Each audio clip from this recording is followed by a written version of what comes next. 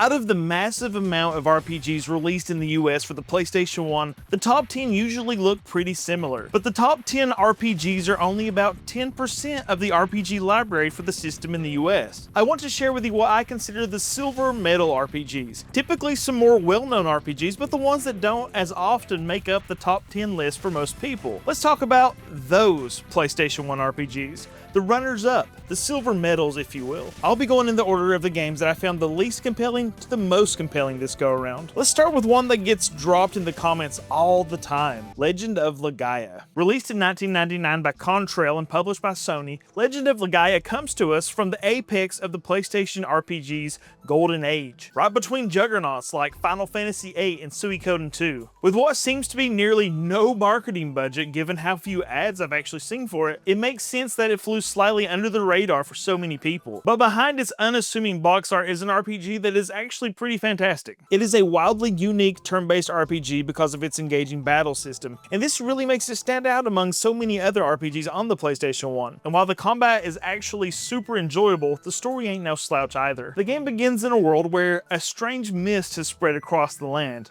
turning once helpful magical creatures called Saru into monstrous enemies, especially if they touch humans. You start as Vaughn from the village of Rim Elm, who sets out on a journey to awaken ancient Genesis trees to push back the mist and bring life back to the world. Along the way, he's joined by Noah, a feral and naive girl raised by a wolf, and Gala, a stoic monk with a strong sense of justice. Together, they form a classic street gang ready to clean up the streets of the neighborhood. Not really. They work together, and by the dynamics of their characters, they weave a heartfelt story of, you guessed it, saving the world. The big thing, the standout, the thing that everyone knows about the game that's heard of it is, of course, the combat system. Called the Tactical Arts System, battles are turn-based, but are focused on the controller inputs of the character. Think Sabin from Final Fantasy VI cranked up to like an 11. Instead of selecting attack and watching an animation, as is typical for many turn-based RPGs, you enter directional commands like up, up, down, down, left, right, BA, start to perform combos or get 30 lives or something like that. Actually, strangely enough, I don't think the Konami code actually works in this game. It seems like that would be a really easy Easter egg to throw in there. Doing certain sequences trigger powerful arts, essentially special attacks, which get stronger as you level up. You start off not having many input spaces available, but you can bolster these in battle by sacrificing a turn to spirit up. You get longer strings of inputs as you progress in the game, and this, of course, allows for new combinations. But really, it's sort of addictive, as it's satisfying and makes grinding feel less like a chore and more like sparring. Oh, and if you're just a grindy folk like me and you don't want to do the string of inputs every time, you can just hit auto and the computer will string some random combos together for you. It's pretty forward-thinking stuff that they included both of these. Again, while combat is the big thing, it's not the only thing that makes this game a little different. Sort of like, I don't know, blue mages? Certain enemies when encountered can teach characters magic to use in future battles. It's a neat blend of sort of creature ability collecting and magic customization that makes customizing characters interesting throughout the game, particularly when paired with that cool combat. The world itself does the standard but not unpleasant setup of towns, dungeons, and mist-covered regions connected by a world map. Walking on that world map is a slog. It's just, I mean, you are creeping along. It is, it's a big space. The overworld and environments are familiar by today's standards, but the story has a surprisingly serious tone. Villages are wiped out, innocent people are mutated or killed by the mist. The game leans into its emotional story beats and thus weaves together a story that's as engaging as the woven combat inputs the game is famous for. It's not the best story you've ever heard. I mean, that's unlikely, but again, it's enjoyable with a few surprises along the way. It certainly tickles that nostalgia bone while, being functional. Graphically, Legend of Legaya it's okay. It's okay. It's definitely not the most impressive looking game on this list, nor among the other PlayStation 1 RPGs out there, but, of course, you know me, I think it has charm. Character models are chunky, like me, but expressive, particularly on the overworld and usually with their map interactions. The combat models and actions look considerably better. Outside of combat, however, the game's environments are simple, and despite you working on breathing life back into a world that has been destroyed by mist, there doesn't seem to be a whole lot of life in it. It works, don't get me wrong. I guess I could be mistaken, confusing sparse with serene. But even I, who love PS1 era RPGs, found myself squinting to figure out what some models were going for. It's clearly a game that put most of its resources into battle and mechanics, and that's okay. But boy, can you feel it. The soundtrack is one of the game's least celebrated strengths. I don't hear many championing the soundtrack, but I thought it was more than fine for the gameplay. Nothing felt out of place or anything, and I think it accompanied the world torn by mist well. The battle themes are energetic, the town music is good, and there's a somber mood that permeates much of the experience. It's an underscore of loss, recovery, and resilience. Legend of Legaya might not be a grand epic, but it's a focused RPG with a fantastic battle system, compelling characters, and an enjoyable world that you want to save. Again, it's touted for its combat, and everything else works fine, but it's definitely where the game stands out among so many other excellent RPGs on the system. And that combat definitely becomes, well, its calling card. In a pantheon of excellence, I'd imagine having the one stellar note among the great others is what has relegated this game to obscurity. I highly recommend trying it out as it's super fun, but it's not much of a stretch to see why some don't consider it among the upper echelon, even if it is such a solid game. As you know, RPGs take time and time is precious. Let me share with you today a great way to save some time. This video sponsor is Factor 75. I have literally sat and played games and forgotten to eat. And I've sat and worked on YouTube videos and forgotten to eat because it just takes so much time. When it comes to that point, it's just convenient for me to grab whatever's in the cabinet, to grab something quick, to grab some chips, to grab a soda or something along those lines. And that's not good for you. Fortunately, that's not really an issue when it comes to Factor meals. It's already cooked. These meals eliminate the hassle of prepping, cooking, and really even cleaning up. I just pull one of the fresh, never frozen meals out of the fridge, pop some holes in the top, and toss it in the microwave for 2 minutes. At that point, I can just transfer it to a plate and only have to do dishes for 1. This saves me considerable time and has me eating something different than just chips and junk. That's more time to enjoy some games and less time to labor. You simply heat it up and savor a great meal. Factor now offers loads of snack options like breakfast, smoothies, juices, small bites, and more to keep me going no matter what's on the schedule. Gaming, editing, whatever the case may be. I've been drinking these juices, which are absolutely amazing.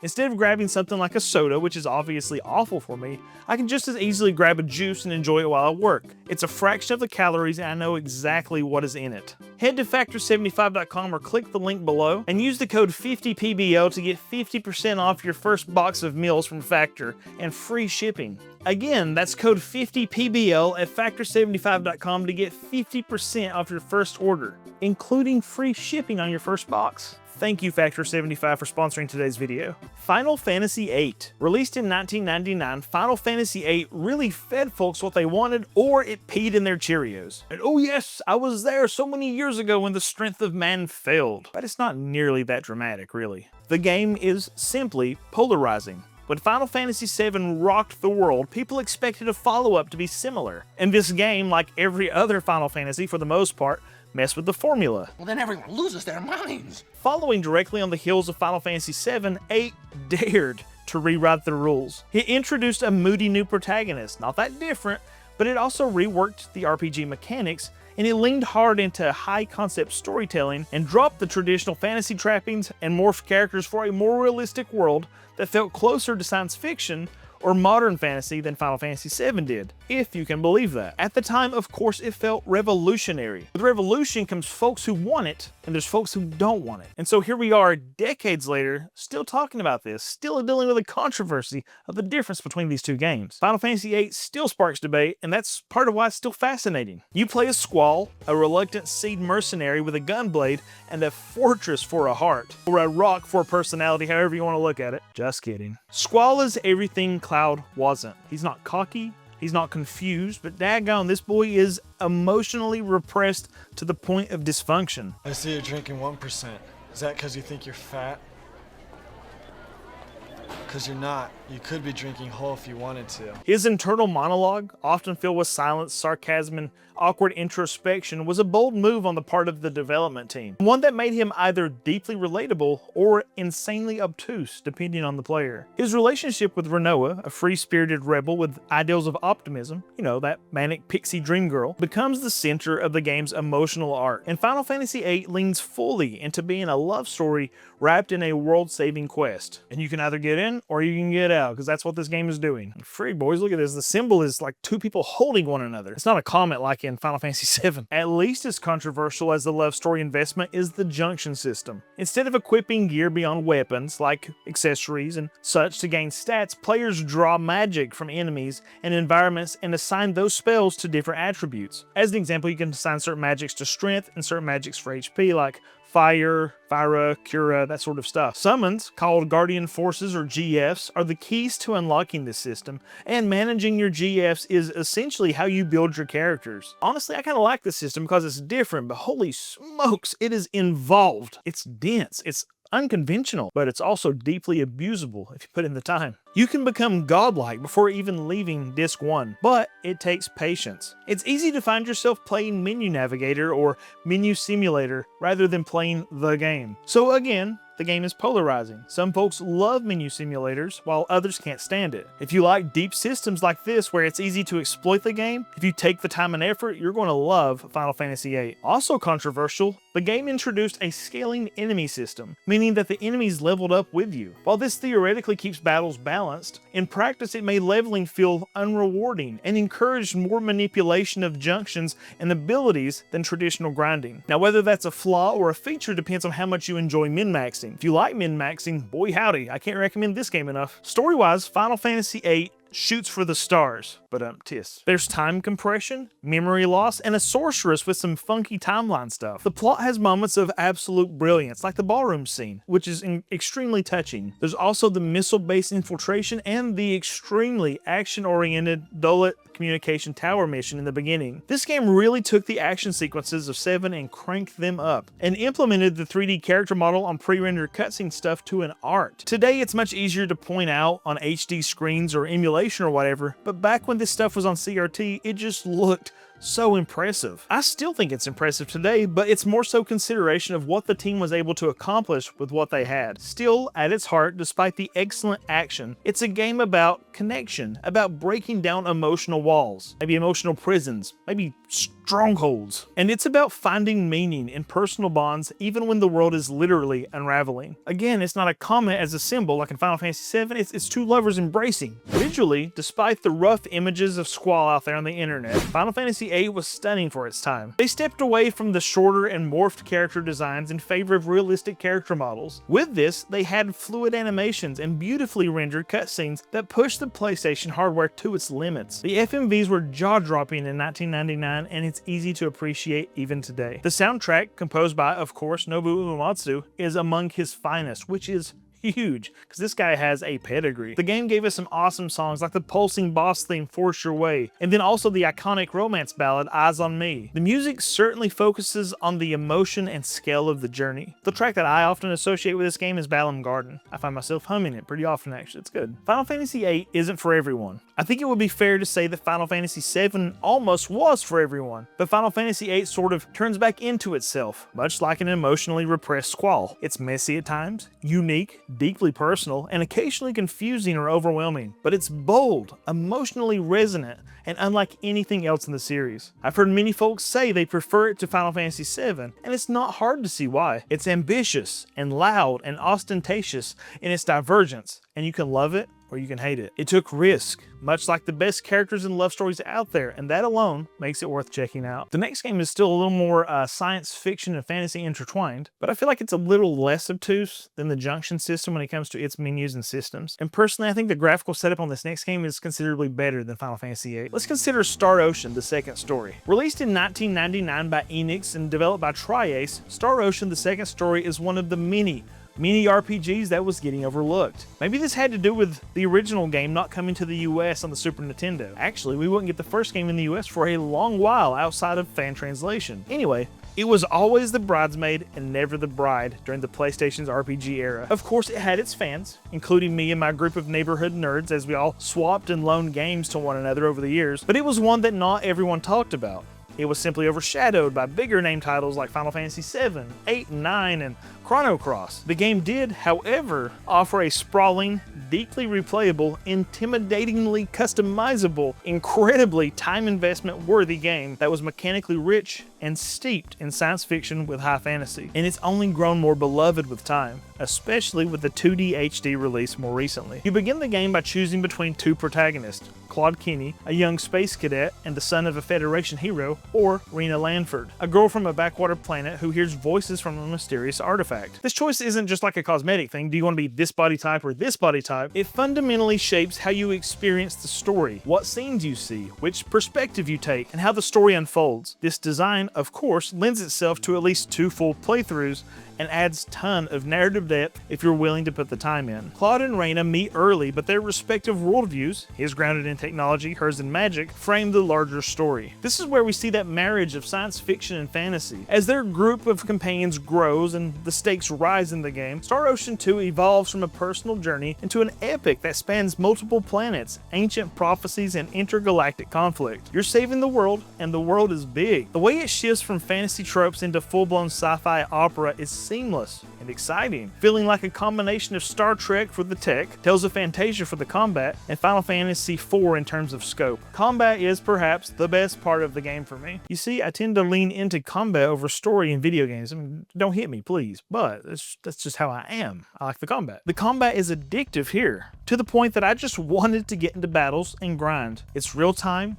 fast, and energetic. You run across the 3D battlefield as your 2D sprite, spamming attacks and abilities while trying to be mindful of healing, and of course trying to avoid enemies' formidable attacks. You control one character directly with AI companions providing backup. This is to great success or mind-numbing stupidity. Big surprise, right? Kevin is eating all the candy! The battlefields are small arenas, and the action looks more chaotic than tactical, but it's satisfying. At some point, button mashing can carry you, like in Mortal Kombat or something, but eventually it will only get you so far. Success depends on skill usage, positioning, and managing your team's strengths. The special arts system lets each character unlock flashy, screen-filling techniques that evolve with use, while magic users add a layer of ranged tactics. As you can imagine, with the spam of abilities, you get a lot of characters yelling abilities as they attack opponents. But really, did you even shoryuken if you didn't yell it? Good question. Private actions is a bit of a unique feature for the RPG at the time. It offers a more intimate setting for the protagonist, be it Claude or Reyna, to interact with their party members.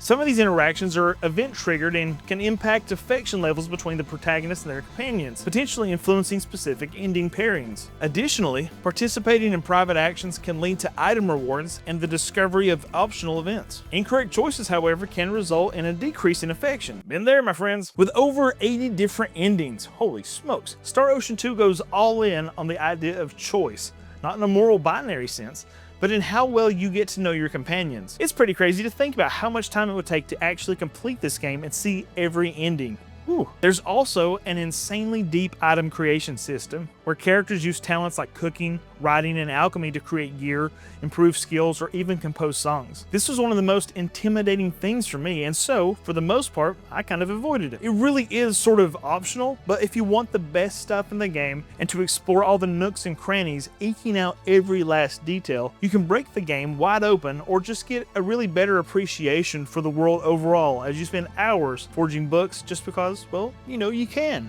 It's this system that gives the game its depth and length should you decide to jump into it. Visually, Star Ocean 2 combines 2D sprite characters with 3D environments, and I think it's freaking beautiful. While the early 3D polygons haven't aged as gracefully, the colorful, expressive sprites still pop and look wonderful. It, of course, looks even better with the recent remake, but even the PS1 version shines as a beautiful game with impressive graphics that stand the test of time. The anime-style character portraits and beautifully drawn menus round out the aesthetic, and the characters feel like lovely punctuation on a sprawling and teeming world. The soundtrack to this game is beautiful and sweeping. It's appropriate for whatever place you might find yourself in the game. I feel like it's a bit underrated itself. I mean, it is like the fantasy sci-fi soundtrack playlist. It's good. Other than just saying it's great, I don't even know what else to say. It's just a solid soundtrack. Star Ocean, the second story, is bold, nearly infinitely replayable, and charmingly complex. It's not always the most polished of games, and the plot pacing can vary a bit, but that's okay.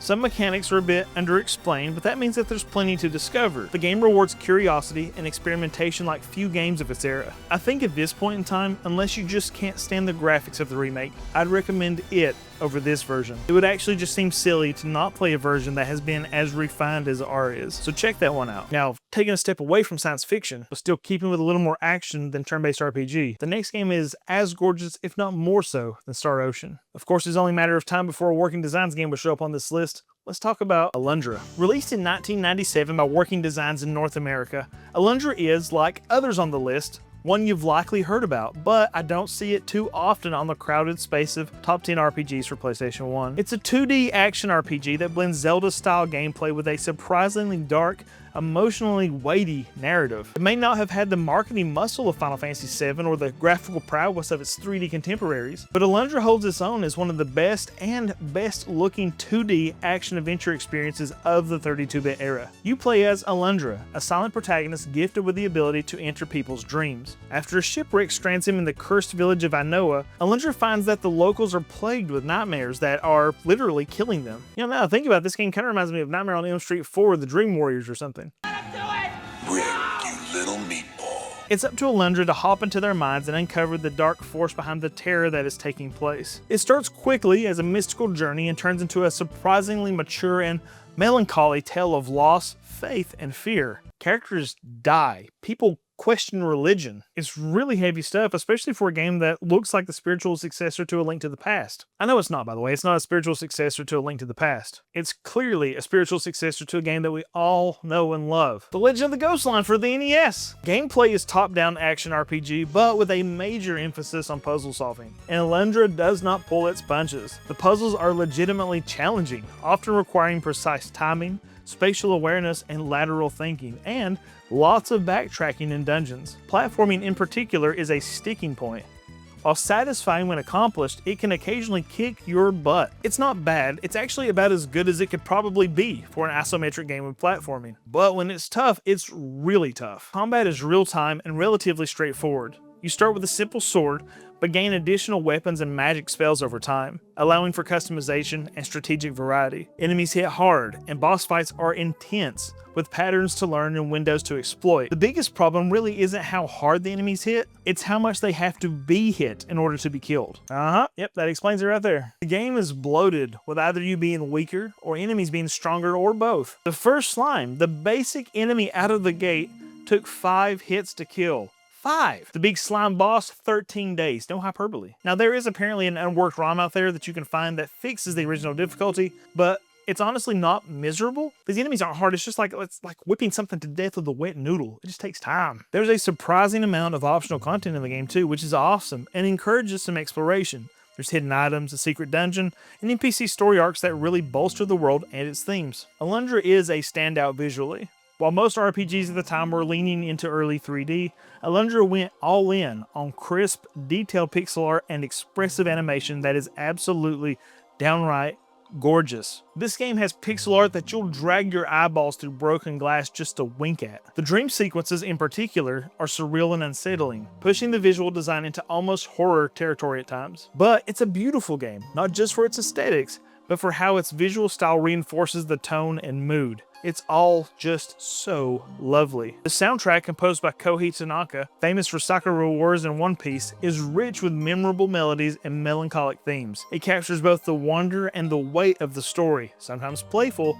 sometimes heartbreaking, but always appropriate. Alundra isn't a game for those looking for a breezy adventure. Definitely not. It's tough, but it's super enjoyable for the right crowd. Anyone that loves that popular Zelda game it's similar to, you know, Zelda's Adventure for the CDI, should try Alundra. It demands your attention and patience, especially when it comes to sometimes difficult combat moments or navigating trickier puzzles. But if you stick with it, you're likely to find for yourself one of the most thoughtful, emotionally resonant stories of the 32-bit generation that you've ever played. Seriously, if you're a fan of Zelda, Terranigma Landstalker, Beyond Oasis, or Soul Blazer. Games like these, Alundra is more than worth your time. It's one of those rare titles that manages to be both a product of its time, but also ahead of its time. It gets a big recommendation from me. Alright, you insatiable folks, I imagine from the music that you can hear in the background, you know exactly what game is coming up next. I had so many people comment on my last PlayStation 1 video about the opening music, which was this song. It had been years since I played this game. It had actually probably been before I actually played Final Fantasy VII for the first time,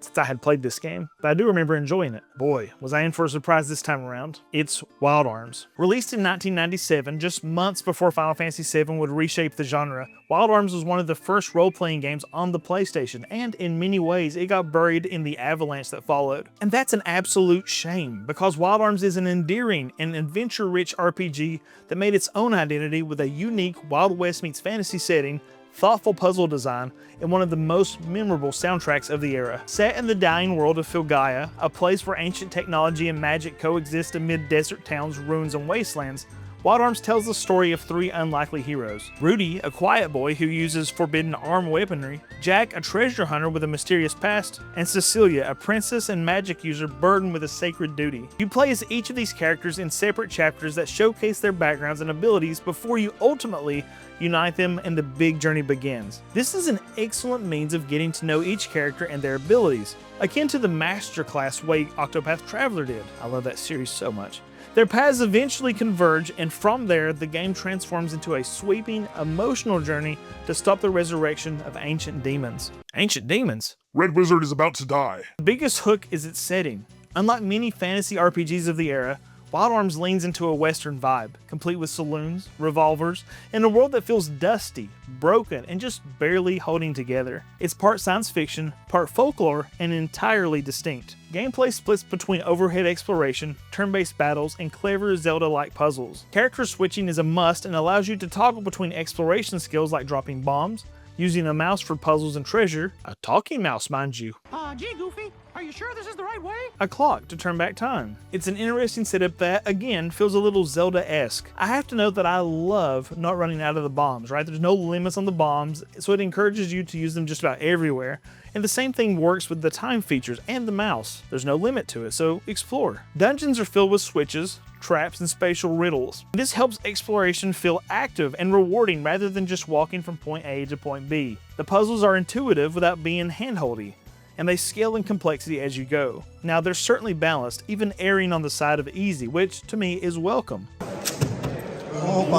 Combat is traditional turn-based, but with some welcome twist. Each character has a different speciality. Rudy's arms hit hard, but have limited ammo. Jack unleashes powerful sword techniques, and Cecilia casts both damage and healing spells. Battles are fast, like you're in and out of them surprisingly fast for an RPG of this era. They're also responsive and quite strategic, especially in boss fights where status effects and buffs and debuffs can absolutely turn the tide. It's not terribly intricate, but it's not always one of those games where you can just spam the attack button. The game also introduced the Force system.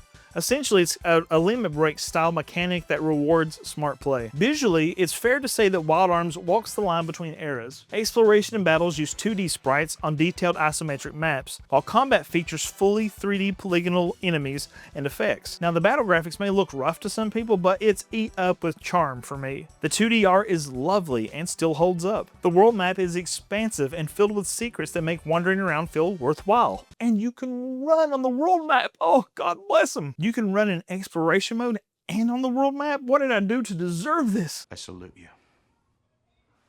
And then there's the soundtrack, of course. Michiko Naruke's score is legendary, combining whistling themes, acoustic guitar, and sweeping orchestration. The opening cinematic alone, featuring anime visuals and that absolutely legendary theme, is enough to hook anyone with a pulse. It is like a nostalgia drip right in the arm when you hear that whistling kick in. The music defines the world of Legaya and sells its sense of melancholy and hope. Wild Arms might not have the pizzazz of Final Fantasy VII, but it's got electrolytes, and that's what plants crave. Idiocracy, if you haven't seen it. But I don't know if we need anything there. I think it'd be kind of neat to throw that in. Its story is so well paced, building bonds between its trio of heroes, but also making sure they're distinct and recognizable in their own right. It's a slowly unveiling world that feels both mythic and feels authentic. It's a game about legacy, loss, and rebuilding, a theme mirrored by its world, mechanics, and characters. If you haven't played it, folks, let me tell you, it may be dusty, but it shines. If you've enjoyed the video so far, folks, let me encourage you to consider subscribing, check out some of my other content. If you don't see a game on this list that you're looking for, it's likely in my top 10 video. I'll put that list in my description for this video. If you don't want spoilers, don't look at that. Just go find the top 10 video, which I'll also link up here. A lot of my stuff is very similar to this, so if you're enjoying this, check out some other stuff. Thank you so much for your patronage, my friends. Let's continue. Breath of Fire 3. Released in 1998, Breath of Fire 3 is where Capcom took the series leap from its 16-bit roots to the 32-bit era, and it did so with astounding grace. It's a classic turn-based RPG through and through, but it has lovely pacing and some surprising depth, both in the systems and the story. You begin the game as Ryu, quite literally a dragon trapped in human form, awakening in a mine, naked and afraid.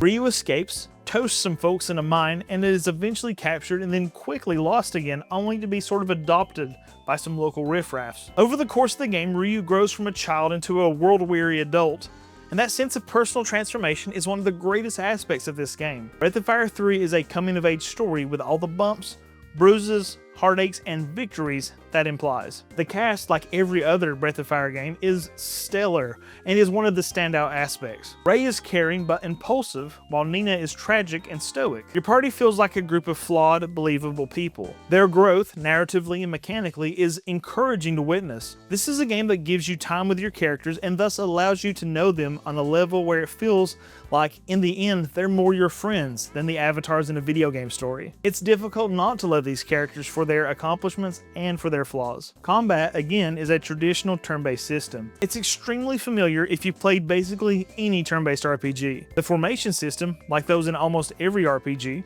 adds strategic depth, allowing you to shift party positioning and be more mindful of a character's weaknesses and strengths. Just don't put the mage up front.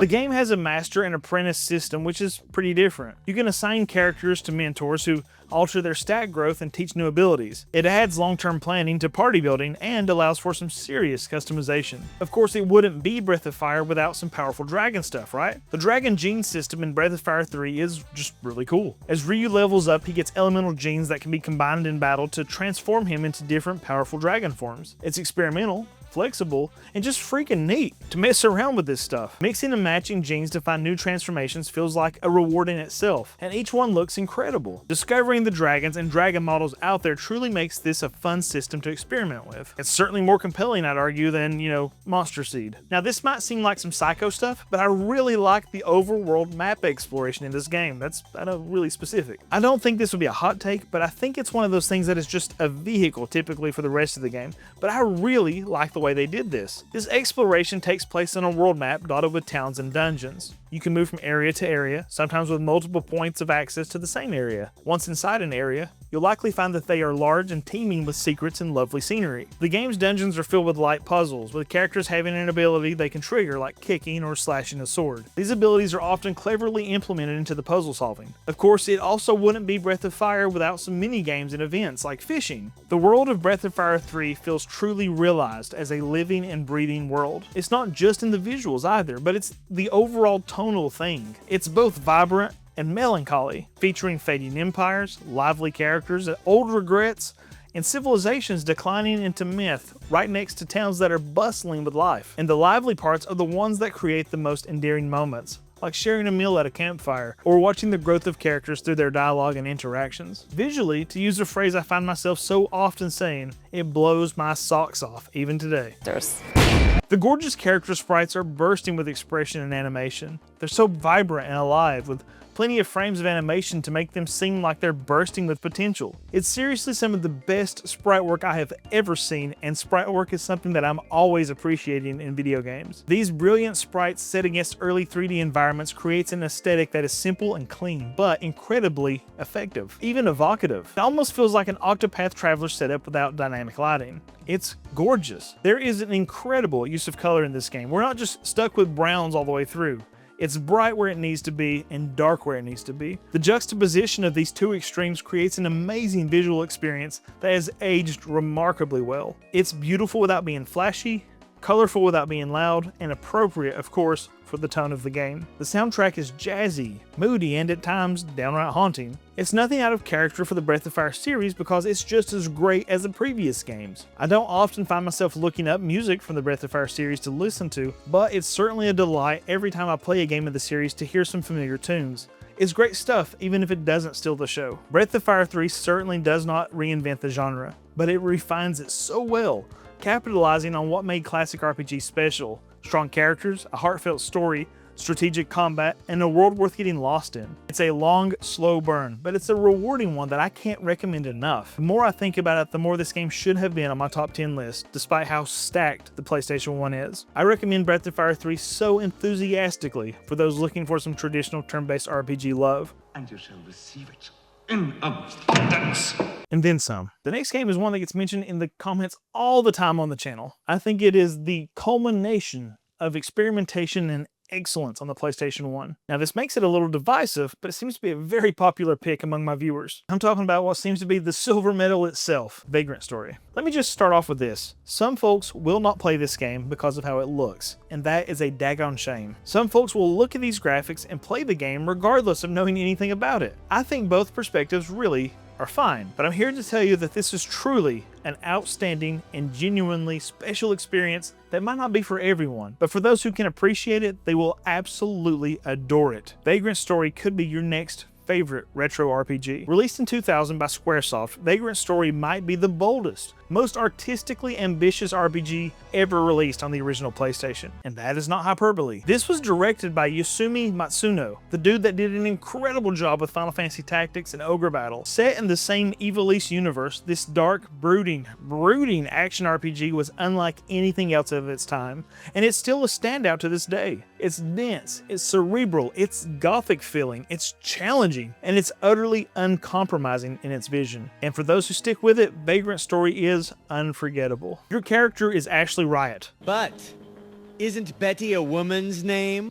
a risk breaker for the Valendia Knights of Peace, investigating the mysterious cult leader Sydney in the dark, cursed, and dreary city of Le Monde. From the opening cinematic moments, complete with higher level vocabulary, stained glass aesthetics, and foreboding conspiracies, it's clear that this isn't your average RPG. Even the dialogue doesn't pull its punches with some heavier wording and unapologetic intelligence. There's no party system, there's no towns, there's no traditional experience points. It's just you. Not me, not Hermione, you. In what feels like a descent into madness. Combat is excellent in Vagrant Story. It's real-time with a tactical twist, feeling like Parasite Eve, VATS, and Bravely Default all in one. You pause the action to target specific enemy body parts within a sphere of influence. And chaining attacks together with precise timing creates deadly combos. But damage output isn't just about mashing buttons. It's about understanding the deep systems in this game. Weapon types, affinities, stats, and enemy weaknesses all really matter. They really matter. I mean, it's to the point that even early on, I was stopping to change weapon types along the way just to stay alive. The weapon customization system is notoriously deep in this game,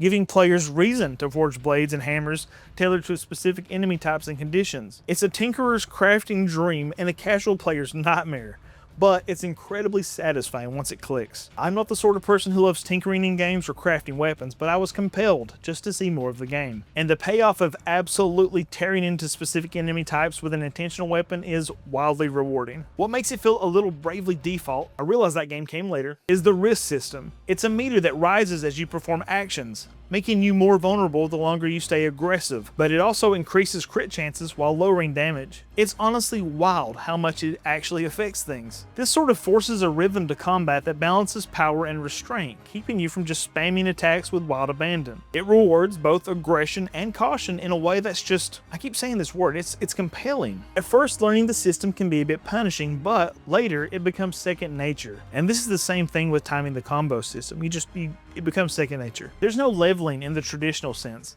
Instead, Ashley grows stronger through weapon mastery, stat boosting equipment, and puzzle solving. After enough use of a weapon against a specific enemy type, it becomes more effective against that type.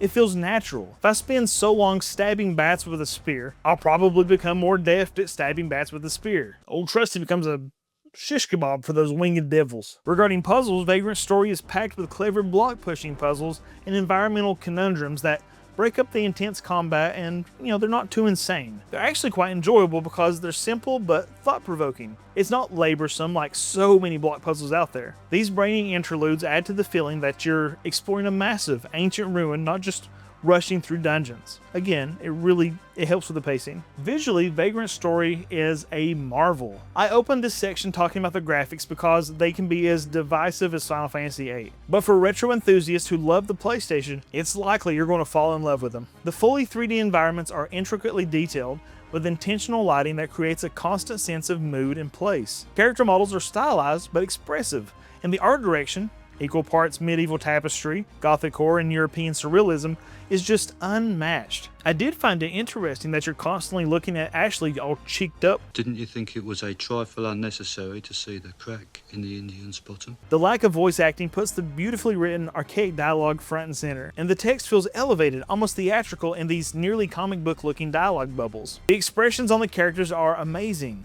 The details of their mouths moving, that's so cool. The camera angles are so wildly cinematic during cutscenes that it feels on par with Metal Gear Solid, if they're not better. It is artistically extravagant without being overstated. I can't say enough about it. Hitoshi Sakamoto's soundtrack is atmospheric perfection. Like I sometimes say, you're not likely to be listening to these while taking a bubble bath.